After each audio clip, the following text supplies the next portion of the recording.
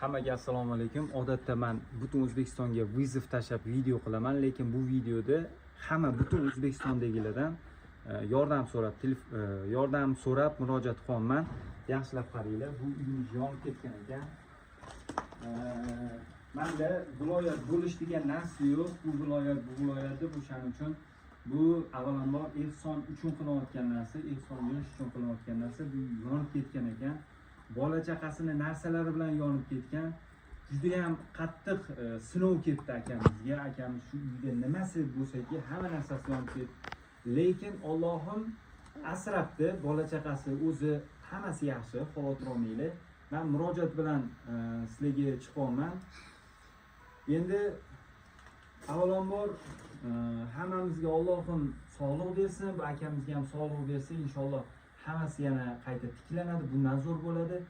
Lekin hozir akamizga sizlarning yordaminglar kerak, sizlardan yordam so'ramoqchiman. Akalar, ko'pchilik blogerlarga chiqqan ekan akamiz, pul so'rashdi. Endi qiziqda, qarang, bu yerda pul narsa parsasi bilan yonib ketganda, uy hozir sal ubirga qilishgan. Shunda ham uy yonib ketishiga qaramasdan akamizni boshiga sinov kelib yotibdi. Akamizni uydagilar bu holatdan keyin og'ir kasal bo'lib qolgan, lekin inshaalloh sekin-sekin tiklanishayotgan ekan.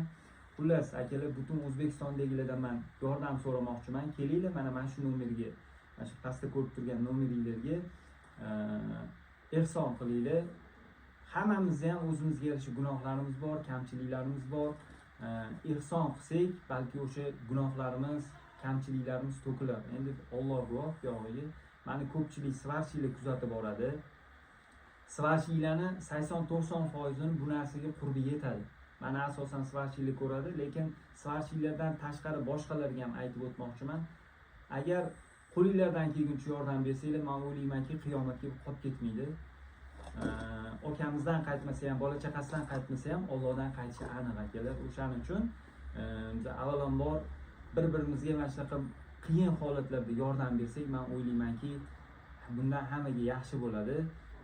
Oxiratda o'ylab ish qilganimiz yaxshi. Yana aytib ham o'tmoqchiman, xuddi shunaqa holatlar yana boshqalarda uchragan bo'lsa, menga murojaat qilinglar, men qo'limdan kelguncha yordam beraman, video chiqarib beraman. Sizlardan bir so'm pul kerak emas. Boshqa blogerlarga o'xshab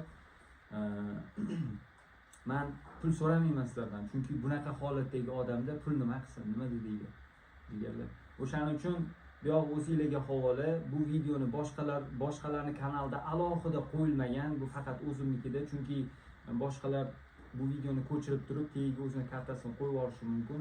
O'shaning uchun sizlardan iltimos, hammamiz birlashib yordam beraylik. Shu kartalarga qo'lingizdan kelguncha bir so'mdan 1 million bo'lib ketishi mumkin, 10 so'mdan 10 million bo'lib ketishi mumkin. Bu endi Allohdan. Nima deydilar? Hammanglarga rahmat. Shu joygacha ko'rganlar bo'lsa, Alloh sabr bersin deb komment yozib ketishni unutmanglar. Hammanglarga sog'lik, omonlik, oilanglarni asranglar, o'zinglarni asranglar.